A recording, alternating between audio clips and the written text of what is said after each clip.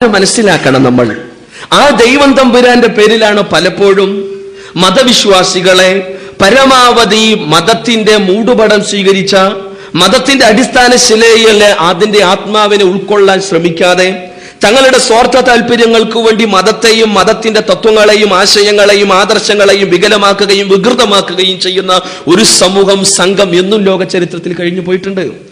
അവർ പലപ്പോഴും മതവിശ്വാസികളെ ദൈവത്തിന്റെ പേരിൽ ശാരീരികമായും മാനസികമായും ലൈംഗികമായും വരെ നിരന്തരം ചൂഷണം ചെയ്തുകൊണ്ടിരിക്കുന്നു.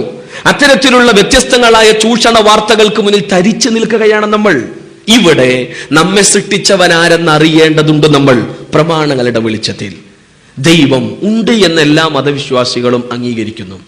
എന്നാൽ എത്ര എന്ന ചോദ്യത്തിന് വ്യത്യസ്തങ്ങളായ മറുപടി 1, 3, 30 കോടി എന്ന് തുടങ്ങി വ്യത്യസ്തങ്ങളായ മറുപടികൾ മതവിശ്വാസികൾക്ക് പറയാറുണ്ട്.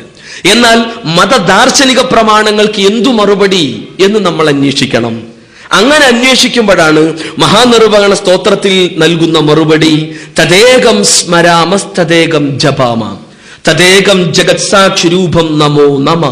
തദേകം ദൈവം തമ്പുരാൻ ഏകനാണ്, സ്മരാമസ്തദേകം ആ ഏകനായ ദൈവത്തെ ഞങ്ങൾ സ്മരിക്കട്ടെ, ജപാമ അവനെ മാത്രം ഞങ്ങൾ ജപിക്കട്ടെ. തദേകം ജഗത്സാക്ഷി സ്വരൂപം നമോ നമ, ജഗത്സാക്ഷി സ്വരൂപമായി ഉടയ തമ്പുരാൻ ഏകനാണ്, നമോ നമ അവനെ മാത്രം ഞങ്ങൾ നമിക്കട്ടെ, ആരാധിക്കട്ടെ എന്ന മന്ത്രങ്ങൾ. ഈ സൃഷ്ടിപ്രപഞ്ചത്തിന് ഏക നാഥനാണുള്ളത് എന്ന കൃത്യമായ വ്യക്തമായ വരികൾ. അതേസമയം ആവർത്തന പുസ്തകം 6-ാം അധ്യായത്തിന്റെ 4-ാമത്തെ വചനത്തിലും മർക്കോസിന്റെ സുവിശേഷം 12-ാം അധ്യായത്തിന്റെ 29-30 വരികളിലെല്ലാം നമ്മൾ കാണുന്നു, ഇസ്രായേൽ തറവാട്ടിലേക്ക് കടന്നു വന്ന മോസസ് പ്രവാചകനും അദ്ദേഹത്തിന് ശേഷം കടന്നു വന്ന ജീസസും പ്രവാചകൻ അലൈഹിസ്സലാത്തു വസ്സലാം, ഈ രണ്ടുപേരും ഇസ്രായേൽ തറവാട്ടിലേക്ക് കടന്നു വന്ന് പഠിപ്പിച്ച ഒന്നാമത്തെ കൽപ്പന, ഇസ്രായേലെ കേട്ടാലും നമ്മുടെ ദൈവമായ കർത്താവ് ഏക കർത്താവ്. നീ നിന്റെ ദൈവമായ കർത്താവിനെ പൂർണ്ണ ഹൃദയത്തോടെ, പൂർണ്ണ മനസ്സോടെ, പൂർണ്ണ ശക്തിയോടെ സ്നേഹിക്കണം എന്ന വരികൾ, ശുദ്ധ ഏകദൈവാരാധനയുടെ ശ്രദ്ധേയമായ കൽപ്പനകൾ ബൈബിളിന്റെ പഴയ പുതിയ നിയമ പുസ്തകങ്ങളിൽ നമ്മൾ വായിക്കുന്നു. വിശുദ്ധ ഖുർആനാകട്ടെ 112-ാം അധ്യായം അൽ ഇഖ്ലാസ്, നിഷ്കളങ്കത എന്നാണ് അധ്യായത്തിന്റെ പേര്. അതിൽ 1 മുതൽ 4 വരെയുള്ള വരികളിൽ ഖുർആൻ പറഞ്ഞു, ഖുൽ പ്രവാചകരെ താങ്കൾ പറയുക, ഹുവല്ലാഹു അഹദ് അല്ലാഹു ഏകനാണ്. അല്ലാഹു എന്ന് പറയുമ്പോൾ കേവലം അറബികളുടെ കേവലം ഗോത്ര ദൈവത്തിന്റെ പേരല്ല അല്ലാഹ്. ഈ സൃഷ്ടിപ്രപഞ്ചത്തെ സൃഷ്ടിച്ചു പരിപാലിക്കുന്ന ഏകനായ സട്ടാവിനെ അറബി ഭാഷയിൽ വിളിക്കാവുന്ന, പരിചയപ്പെടുത്താവുന്ന ഏറ്റവും ശ്രദ്ധേയമായ ഉന്നതമായ പ്രയോഗമാണ് അല്ലാഹ്. അതേസമയം ഹൈന്ദവ ദാർശനിക പ്രമാണങ്ങളിൽ സട്ടാവിനെ വിളിക്കുന്ന ഒരുപാട് പേരുകളുണ്ട്. പരബ്രഹ്മമെന്നും വിരാട് പുരുഷനമെന്നും തുടങ്ങിയ വ്യത്യസ്തങ്ങളായ പേരുകൾ.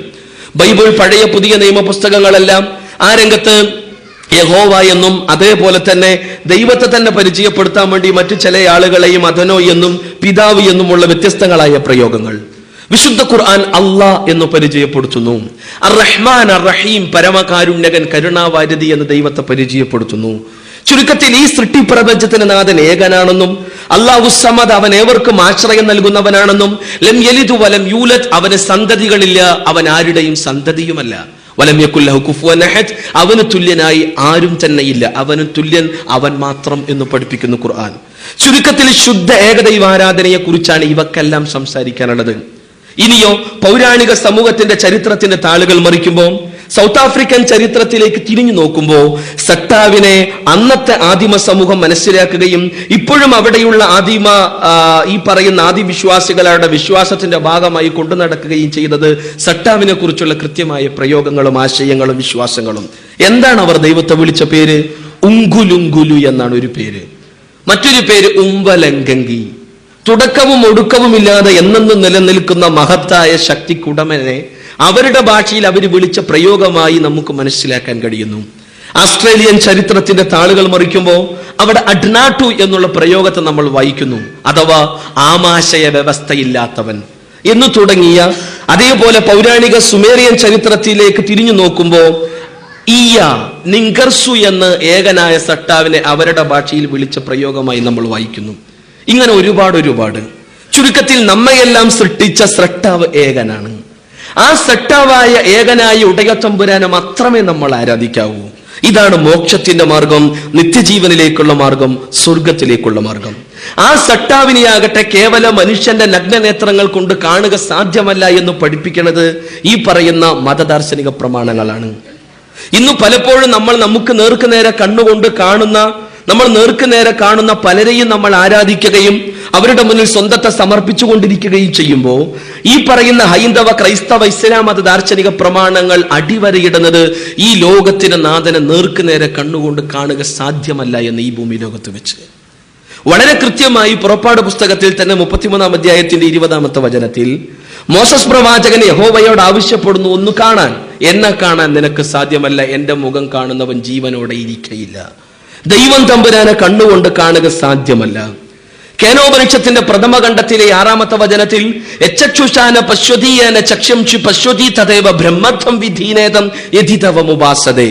നിന്റെ കണ്ണുകൊണ്ട് ഏതൊരു ശക്തിയെ നിനക്ക് കാണാൻ കഴിയുന്നില്ലയോ, എന്നാൽ നിന്റെ കണ്ണുകൾക്ക് കാഴ്ചശക്തി ലഭിക്കാൻ കാരണം യാതൊന്നാണോ, തദേവ ബ്രഹ്മത്വം, അതാണ് പരബ്രഹ്മം, യഥിതവമുപാസത, അതിനെ നീ ഉപാസിക്കണം, ആരാധിക്കണമെന്ന്.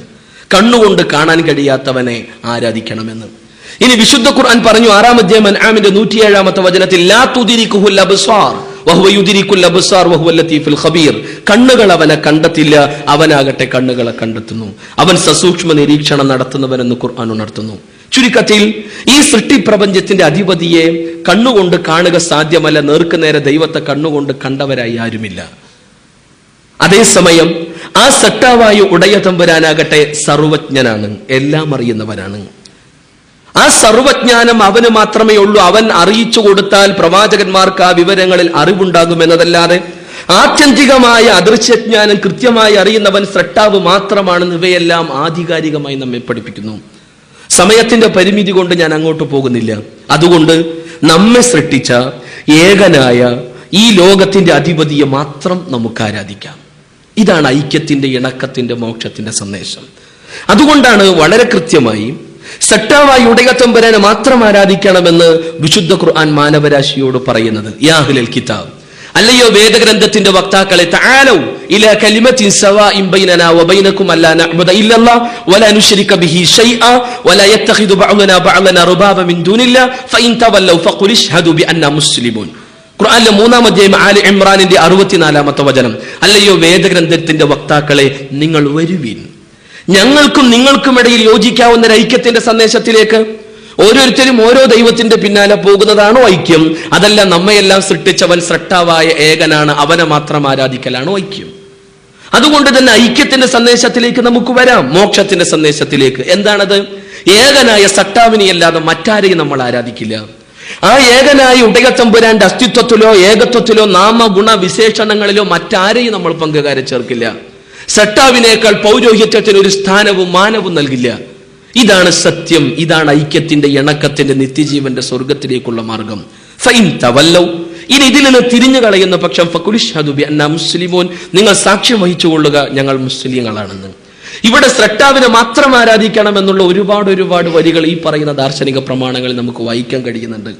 പ്രത്യേകിച്ച് ബൃഹദാരണ്യകോപനിഷത്തിന്റെ 1-ാം അധ്യായത്തിന്റെ 3-ാം ബ്രാഹ്മണത്തിന്റെ 27-ാമത്തെ മന്ത്രം പലപ്പോഴും നമുക്ക് കേട്ടുപരിചയമുള്ള മന്ത്രം. ഓം അസതോമ സദ്ഗമയ തമസോമ ജ്യോതിർഗമയ മൃത്യോമ അമൃതംഗമയ. ഓം, തുടക്കവും ഒടുക്കവുമില്ലാത്ത ശക്തിയെ, അസതോമ സദ്ഗമയ, അസത്യത്തിൽ നിന്ന് സത്യത്തിലേക്ക് നയിച്ചാലും, തമസോമ ജ്യോതിർഗമയ, തമസിൽ നിന്ന് ഇരുട്ടിൽ നിന്ന് പ്രകാശത്തിലേക്ക് നയിച്ചാലും, മൃത്യോമ അമൃതംഗമയ, മരണത്തിൽ നിന്ന് അമരത്വത്തിലേക്ക് നയിച്ചാലും എന്ന ലോകങ്ങളുടെ നാഥനോടുള്ള പ്രാർത്ഥന. അതേസമയം തന്നെ ബൈബിൾ പുതിയ നിയമ പുസ്തകം ലൂക്കോസിന് സുവിശേഷം 22-ാം അധ്യായത്തിന് 42 മുതൽ 44 വരെയുള്ള വരികളിൽ സട്ടാവിന്റെ മുന്നിൽ കമിഴ്ന്നു വീണ് മുട്ടുകുത്തി പ്രാർത്ഥിക്കുന്ന യേശുക്രിസ്തുവിനെയാണ് ബൈബിൾ പരിചയപ്പെടുത്തുന്നത്. പിതാവേ, ഈ പാനപാത്രം എന്നിൽ നിന്ന് നീക്കണമേ, എങ്കിലും എന്റെ ഇഷ്ടമല്ല അങ്ങയുടെ ഇഷ്ടം നിറവേറട്ടെ. സട്ടാവിനോട് വിളിച്ചു പ്രാർത്ഥിക്കുന്ന യേശുക്രിസ്തുവിനെ ബൈബിൾ ലൂക്കോസിന്റെ സുവിശേഷം പരിചയപ്പെടുത്തുന്നു. എന്തിനേറെ ഈസാ അലൈഹിസ്സലാത്തു വസ്സലാമിയെ പരിചയപ്പെടുത്തി ഖുർആൻ 19-ാം അധ്യായം സൂറത്ത് മറിയമിൽ യേശുക്രിസ്തുവിനെ, അദ്ദേഹത്തെ പരിചയപ്പെടുത്തുന്ന ഭാഗത്ത് സട്ടാവിൽ നിന്ന് നിയോഗിതനായ ആ പ്രവാചകൻ ഇസ്രായേൽ തറവാട്ടിലേക്ക് കടന്നു വന്ന് പഠിപ്പിച്ച അടിസ്ഥാന ആശയമായി ഖുർആൻ 19-ാം അധ്യായത്തിന്റെ 36-ാമത്തെ വചനത്തിൽ പറയുന്നു, ഇന്നല്ലാഹ റബ്ബി വറബ്ബുക്കും ഫഅബ്ദൂഹു ഹാദാ സിറാത്തുൽ മുസ്തഖീം. എന്റെയും നിങ്ങളുടെയും സൃഷ്ടാവിനെ മാത്രം നിങ്ങൾ ആരാധിക്കണം, ഇതാണ് ശരിയായ ചൊവ്വായ നിത്യജീവനിലേക്കുള്ള മാർഗമെന്ന് ഖുർആനിൽ നമുക്ക് കാണാം. മുഹമ്മദ് മുസ്തഫ സല്ലല്ലാഹു അലൈഹി വസല്ലമയിലൂടെ അവതീർണമായ വിശുദ്ധ ഖുർആൻ 2-ാം അധ്യായം സൂറത്തുൽ ബഖറയിലെ 21-22 വചനങ്ങളിൽ യാ അയ്യുഹന്നാസു ഉബ്ദു റബ്ബക്കുമുല്ലദീ ഖലഖക്കും വല്ലദീന മിൻ ഖബ്ലിക്കും ലഅല്ലക്കും തത്തഖൂൻ അല്ലദീ ജഅല ലക്കുമുൽ അർള ഫിറാശൻ വസ്സമാഅ ബിനാഅ വഅൻസല മിനസ് സമാഇ മാഅ എന്ന് തുടങ്ങുന്ന ശ്രദ്ധേയമായ വരികളിൽ ഈ സൃഷ്ടിപ്രപഞ്ചത്തിന്റെ നാഥനെ മാത്രം ആരാധിക്കണം. അല്ലയോ ജനങ്ങളെ, നിങ്ങളെ സൃഷ്ടിച്ച, നിങ്ങളുടെ മുൻഗാമികളെ സൃഷ്ടിച്ച നിങ്ങളുടെ സ്രഷ്ടാവിന്റെ ആരാധ്യതയാണ് നിങ്ങൾ അംഗീകരിക്കേണ്ടത്. അല്ലെങ്കിൽ അറബികളുടെ ഗോത്ര ദൈവത്തെ ആരാധിക്കണമെന്ന് ഖുർആൻ പറഞ്ഞില്ല. മുസ്ലിങ്ങളുടെ പ്രത്യേക ദൈവത്തിന്റെ ആരാധ്യത അംഗീകരിക്കണമെന്ന് ഖുർആൻ പറഞ്ഞില്ല. ജനങ്ങളെ, നിങ്ങളെ സൃഷ്ടിച്ചവൻ ആരാണോ, നിങ്ങളുടെ മുൻഗാമികളെയും സൃഷ്ടിച്ചവൻ ആരാണോ അവനെ മാത്രമേ ആരാധിക്കാവൂ. ഇതാണ് സൂക്ഷ്മതയിൽ അധിഷ്ഠിതമായി ജീവിതത്തെ പരിവർത്തിപ്പിക്കുവാനുള്ള മാർഗം. അവനാകട്ടെ ഭൂമിയെ നിങ്ങൾക്ക് ഒരുക്കി തരികയും ഉപരിലോകത്തെ നിങ്ങൾക്ക് സംവിധാനിക്കുകയും അവിടെ നിന്ന് നിങ്ങൾക്ക് മഴ ചൊരിഞ്ഞു തരികയും അതുവഴി സസ്യലതാദികളും ഫലവർഗ്ഗങ്ങളും നിങ്ങൾക്കായി മുളപ്പിച്ചു തന്നുകൊണ്ടിരിക്കുന്നവനുമാണ്. അറിഞ്ഞുകൊണ്ട് അവന്റെ ഏകത്വത്തിലോ അദ്വിതീയതയിലോ നാമഗുണ വിശേഷണങ്ങളിലോ പങ്കുകാരെ ചേർക്കരുത്. ഇതാണ് ഖുർആൻ പറയുന്നത്. സൃഷ്ടിപൂജയിൽ അധിഷ്ഠിതമായ ചിന്തകളും വിശ്വാസങ്ങളും ആദർശങ്ങളുമായി മുന്നോട്ട് പോയാൽ എന്ത് എന്ന ചോദ്യം നഷ്ടം, നാശം എന്ന് പറയുന്നു ഹൈന്ദവ, ക്രൈസ്തവ, ഇസ്ലാം മത ദാർശനിക പ്രമാണങ്ങൾ. എന്തിന് ഇത്രമാത്രം ശുദ്ധേക ദൈവാരാധനയെ കുറിച്ച് പറയണം? ഇല്ലെങ്കിൽ, ആ ഒരു വസ്തുതയിലേക്ക് നമ്മൾ വന്നിട്ടില്ലെങ്കിൽ നമുക്ക് മോക്ഷം സാധ്യമല്ല എന്നാണ് പ്രമാണങ്ങൾ പറയുന്നത്. ഉദാഹരണം വളരെ കൃത്യമായി ഈശാവാസ്യ ഉപനിഷത്തിന്റെ 12-ാമത്തെ വചനം, അന്ധം തമ പ്രവിശന്തിയെ സംഭൂതി മുപാസതേ തതോ പൂയ ഇവതേ തമോയ ഉസംഭൂതി അമൃത. ഈ വചനത്തെ വിശദീകരിക്കുന്നു സ്വാമി ദയാനന്ദ സരസ്വതി അദ്ദേഹത്തിന്റെ സത്യാർത്ഥ പ്രകാശത്തിൽ. ജനിച്ച, ജീവിച്ച, മരിക്കുന്ന എന്തൊന്നിനെ ആരാധിച്ചാലും, സട്ടാവിനെ അല്ലാതെ മറ്റാരെ ആരാധിച്ചാലും അവർക്ക് മോക്ഷം സാധ്യമല്ല. സൃഷ്ടിപൂജ അരുത് എന്നും വിഗ്രഹാരാധന അരുത് എന്നും നേർക്ക് നേരെ യഹോവ മോസസ് പ്രവാചകന് നൽകുന്ന കൽപ്പനയായ ആവർത്തന പുസ്തകം 5-ാം അധ്യായത്തിന്റെ 7 മുതൽ 9 കൂടിയ വരികളിൽ കാണാം. ഞാനല്ലാതെ മറ്റു ദേവന്മാർ നിനക്കുണ്ടാകരുത്. മുകളിൽ ആകാശത്തിലോ താഴെ ഭൂമിയിലോ ഭൂമിക്കടിയിൽ വെള്ളത്തിലോ ഒന്നിന്റെയും രൂപം ഉണ്ടാക്കരുത്. അവയുടെ മുന്നിൽ നീ തലകുനിക്കുകയും അരുത്. കാരണം ഞാനാകുന്നു നിന്റെ ദൈവമായ കർത്താവ്, ഞാൻ തീഷ്ണതയുള്ള ദൈവമാകുന്നു. സൃഷ്ടിപൂജ അരുത് എന്ന് ഗൗരവമായി പഠിപ്പിക്കുന്നു ആവർത്തന പുസ്തകം. വിശുദ്ധ ഖുർആനാകട്ടെ 5-ാം അധ്യായം മാഇദയിലെ 72-ാമത്തെ വചനത്തിൽ അന്നഹു മയുശ്രികു ബില്ലാഹി ഫഖദ് ഹറമല്ലാഹു അലൈഹിൽ ജന്ന, ആരെങ്കിലും ഏകനായ സട്ടാവിന്റെ അദ്വിതീയതയിലോ നാമഗുണ വിശേഷണങ്ങളിലോ പങ്കുകാരെ ചേർത്താൽ അവർക്ക് സ്വർഗം സാധ്യമല്ലെന്നും നരകം സുനിശ്ചിതമെന്നും വിശുദ്ധ ഖുർആൻ പഠിപ്പിക്കുന്നു. ഈ മഹിതമായ ആദർശത്തെയും ആശയത്തെയും ലോകത്തിന് പഠിപ്പിക്കാൻ കടന്നു വന്ന ഒരുപാട് പ്രവാചകന്മാർ, ഒരുപാട് നന്മയുടെ മഹത്തുക്കളായ ആളുകൾ.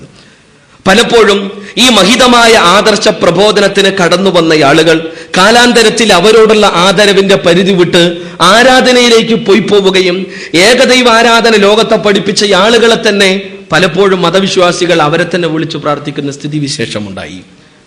ലോക ചരിത്രത്തിലേക്ക് തിരിഞ്ഞു നോക്കുമ്പോഴാണ് നമുക്ക് ഈ യാഥാർത്ഥ്യങ്ങളെല്ലാം ബോധ്യപ്പെടുക. ഇങ്ങനെ കടന്നു വന്ന ഒരുപാട് പ്രവാചകന്മാരിലെ അംഗമാണ് ആദാമാകട്ടെ, നോഹാകട്ടെ, ലോത്താകട്ടെ, സോളമനാകട്ടെ, സ്നാപക യോഹന്നാനാകട്ടെ, സെക്കരിയാവാകട്ടെ, അബ്രഹാം ആകട്ടെ, ഇസ്മായിൽ ആകട്ടെ, ഇസ്ഹാഖ് ആകട്ടെ, മോസസ് ആകട്ടെ, ജീസസ് ആകട്ടെ, മുഹമ്മദ് മുസ്തഫ സല്ലല്ലാഹു അലൈഹി വസല്ലമയാകട്ടെ, ഈ പ്രവാചക ശൃംഖലയിലെ കണ്ണികളാണ് ഇവരെല്ലാം എന്ന് ഖുർആനിന്റെ വീക്ഷണത്തിൽ നമുക്ക് മനസ്സിലാക്കാൻ കഴിയുന്നു. ഇവിടെ ഈ നീണ്ട പ്രവാചക ശൃംഖലയിലെ അവസാനത്തെ പ്രവാചകനാണ് മുഹമ്മദ് മുസ്തഫ സല്ലല്ലാഹു അലൈഹി വസല്ലം. ആ മുഹമ്മദ് മുസ്തഫ സല്ലല്ലാഹു അലൈഹി വസല്ലമയെ പലപ്പോഴും നമ്മൾ അറിയുന്നതും പഠിക്കുന്നതും മനസ്സിലാക്കുന്നതും കേവലം എവിടെന്നെങ്കിലും ലഭിക്കുന്ന വിവരങ്ങളുടെ വെളിച്ചത്തിൽ. അതുകൊണ്ട് തന്നെ ഒരുപാട് തെറ്റായ ധാരണകളും വികലമായ ധാരണകളും നമ്മുടെ മനസ്സുകളിൽ. ആരാണ് ആ പ്രവാചകൻ? കേവലം മുസ്ലിങ്ങളിലേക്ക് മാത്രം നിയോഗിതനായവനോ, അറബികൾക്ക് ഇടയിലേക്ക് മാത്രം നിയോഗിക്കപ്പെട്ടവനോ, അല്ലെങ്കിൽ ജസീറത്തിൽ അറബികളെ പരിവർത്തിപ്പിക്കാൻ വേണ്ടി മാത്രം കടന്നു വന്നോ കേവലം ഒരു പരിഷ്കർത്താവോ അല്ല. ഖുർആൻ അദ്ദേഹത്തെ പരിചയപ്പെടുത്തുന്നു 34-ാം അധ്യായം സൂറത്ത് സബഇന്റെ 28-ാമത്തെ വചനത്തിൽ, ഒമാ അർസൽനാക ഇല്ലാ കാഫത്തൻ ലിന്നാസി ബശീറൻ വനദീറ വലാകിൻ അക്സറൻ നാസി ലാ യഅലമൂൻ. ലോകത്ത് മുഴുവൻ മനുഷ്യരിലേക്കും സ്വർഗത്തെക്കുറിച്ചുള്ള സന്തോഷ വാർത്ത അറിയിക്കുവാനും നരകത്തെക്കുറിച്ചുള്ള താക്കീത് നൽകുവാനും ദൈവം തമ്പുരാനാൽ നിയോഗിതനായ പ്രവാചകനാണ് മുഹമ്മദ് മുസ്തഫ സല്ലല്ലാഹു അലൈഹി വസല്ലം. ആ പ്രവാചകന്റെ ജീവിതത്തിലേക്ക് വിശുദ്ധ ഖുർആൻ വിരൽ ചൂണ്ടുന്നു. വഇന്നക ലഅലാ ഖുൽഖിൻ അളീം, അത്യുത്തമ സ്വഭാവ ഗുണത്തിനുടമയാണ് താങ്കൾ. 68-ാം അധ്യായത്തിന്റെ 4-ാമത്തെ വചനം.